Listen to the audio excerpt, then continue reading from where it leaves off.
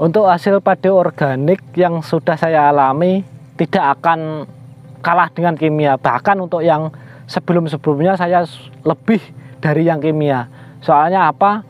Untuk sekarang di musim-musim di akhir-akhir ini, petani yang konvensional itu lebih cenderung banyak terkena berbagai macam penyakit, baik itu virus ataupun jamur dan potong leher. Untuk lahan organik sukses.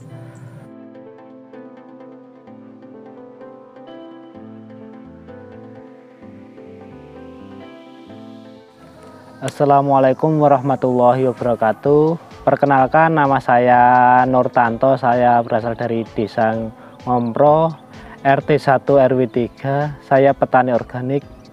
Saya mulai bertani organik dari tahun 2018. Di tahun itu saya ada pelatihan, saya ikut dan saya melakukan pertanian organik. Di luasan lahan saya pada waktu itu adalah 40 are. Untuk awal saya bertani organik, saya menggunakan kompos kisaran 5 ton di tahun 2018. Dan untuk sekarang saya sudah bertani 4 tahun. Dan untuk yang sekarang cuman untuk lahan 40 are saya aplikasi MOL 2 kali tanpa kompos. Untuk hasil padi yang saya tanam sekarang adalah mentik wangi. Mungkin seperti background yang ada di belakang saya, ini adalah tanaman saya yang sudah organik selama 4 tahun. Untuk pengendalian hama di lahan organik, untuk dari awal saya bertani organik, saya tidak mengalami kendala suatu apapun. Cuman untuk pengendalian hama, biasanya saya menggunakan adalah pestisida nabati, di mana pestisida nabati itu tidak akan merusak alam dan tidak akan merubah ekosistem yang ada di alam ini. Khususnya satu adalah musuh alami. Selama saya bertani organik, saya sangat minim sekali menggunakan pestisida nabati. Karena kenapa? Untuk lahan saya, untuk wereng sudah tidak mau. Cuman kendala mungkin ada di walang sangit ataupun di hama tikus. Yang itu bisa kita lakukan yang selama kita melakukan adalah kompak untuk melakukan geladak ataupun pengoposan di lahan saya sendiri, baik itu untuk saya dan untuk lingkungan saya. Biasanya kita kompak bersama-sama untuk memberantas hama tikus.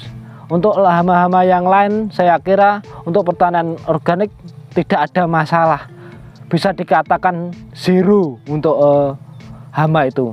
Cara menanam kami untuk tanaman organik itu selama kita tahu caranya, kita biasanya kalau orang-orang tua dulu itu biasanya kita membajak lahan dulu, baru kita memulai membuat media tanam, baik itu untuk pinian ataupun untuk media tanam untuk lahan yang lebih luas. Biasanya saya membajak sawah itu 2 minggu sebelum tanam. Itu tujuannya satu, untuk menghindarkan dari tanaman yang asem-asemen. Kalau orang Jawa itu tanamannya itu agak susah hidup.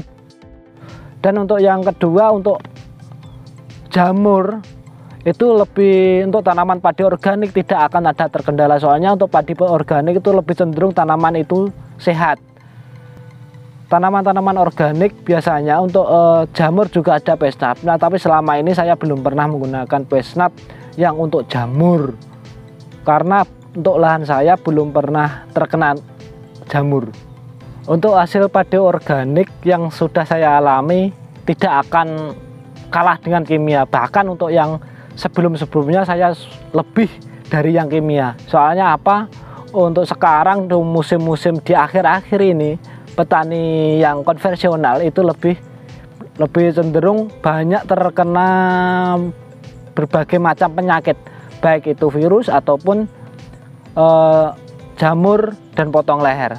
Untuk lahan organik sukses. Untuk petani-petani ataupun dulur-dulur tani dimanapun berada, saya dari Ngompro cuman mengharap, ayolah kita bertani organik, monggo. kita belajar sama-sama. Satu, kita harus melihat dulu pertanian organik itu seperti apa. Baru setelah itu kita membangun minat kita untuk berkeinginan menjadi petani. Setelah itu mari kita belajar sama-sama dengan sesama petani. Kapan kalau kita nggak belajar, nggak mungkin kita akan bisa. Monggo untuk dulur-dulur semua, mari kita bangun Indonesia ini untuk lebih besar, lebih indah, dan lebih sejahtera untuk para petani di Indonesia. Matur nuwun, salam dari Ngombro. Assalamualaikum warahmatullahi wabarakatuh.